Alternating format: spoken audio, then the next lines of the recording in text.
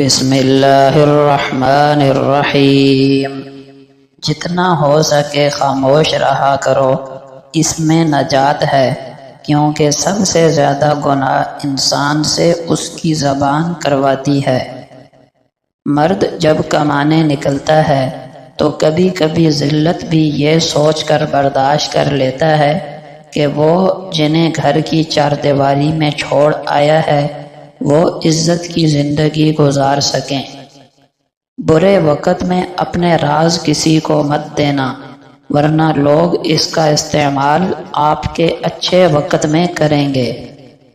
لوگ گناہ کرتے ہیں اور سوچتے نہیں، جبکہ نیکی کے کام میں پورا دن سوچنے میں لگا دیتے ہیں۔ زخم وہی ہے جو چھپا لیا، جو بتا دیا وہ تماشا بن گیا۔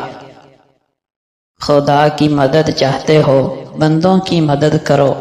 خدا سے آسانیاں چاہتے ہو تو بندوں کو آسانیاں دو۔ خدا سے نرمی چاہتے ہو تو بندوں سے نرمی کرو۔ خدا کی جنت چاہتے ہو تو بندوں کی زندگی جہنم بنانا چھوڑ دو۔ عبادات کے انبار لگے ہوں، لیکن کسی کو مشکل میں دیکھ کر دل میں احساس پیدا نہ ہو، اور کسی تنگ دست اور ضرورت مند کو دیکھ کر جیب کی طرف ہاتھ نہ بڑھے، تو وہ عبادتیں نیکی کی روح سے خالی ہیں۔ ہو سکتا ہے کہ کچھ لوگ آپ کے بارے میں برا گمان کریں، اور کچھ لوگ آپ کو بارش کے پانی سے بھی پاکیزہ سمجھیں۔ اہم بات یہ ہے کہ اللہ کی نظر میں آپ کی حقیقت کیا ہے۔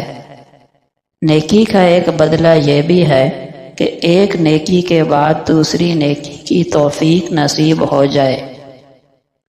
زندگی بہت عجیب ہے، ہم کسی بھی چیز کے بغیر آتے ہیں، پھر ہم ہر چیز کے لیے لڑتے ہیں، پھر ہم ہر چیز چھوڑ کر بغیر کسی چیز کے رخصت ہو جاتے ہیں۔ لفظوں کا استعمال احتیاط سے کرنا چاہیے، یہ ہماری پرورش کا بہترین ثبوت ہوتے ہیں۔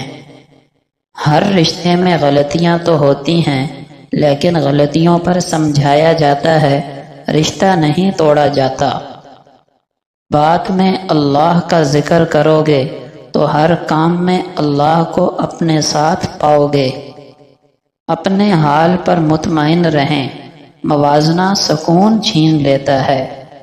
جانتے ہو بدترین قحط کیا ہے؟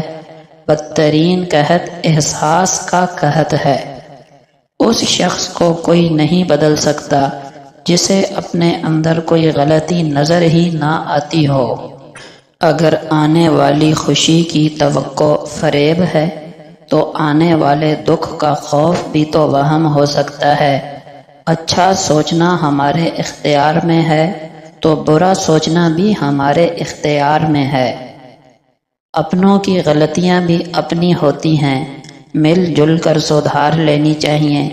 انا اور تکبر کی دستار باندھ کر دوسروں کے جھکنے کا انتظار نہیں کرنا چاہیے، یہی رشتوں کی بقا کا راز ہے۔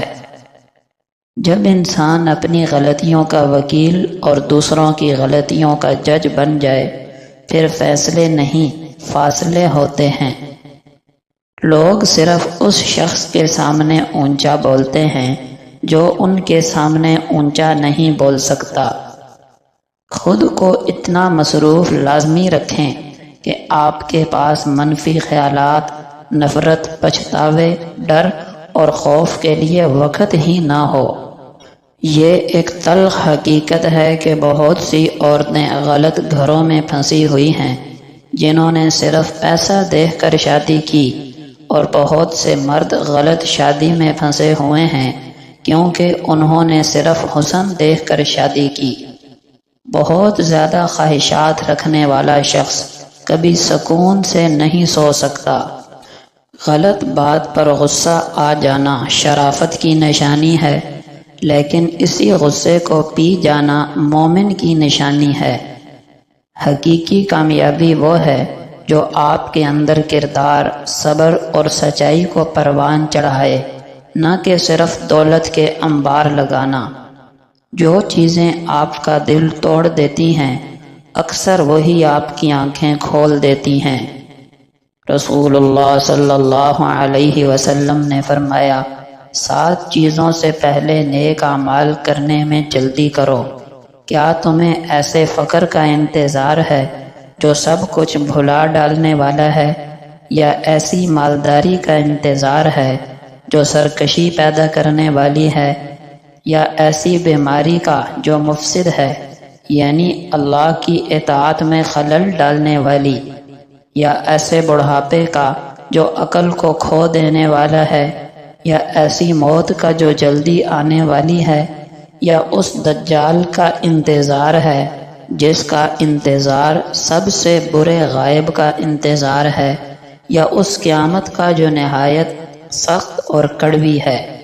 نبی اکرم صلی اللہ علیہ وسلم نے فرمایا، جو شخص اچھی طرح وضو کرے تو اس کے گناہ بدن سے نکل جاتے ہیں، یہاں تک کہ ناخنوں کے نیچے سے بھی نکل جاتے ہیں۔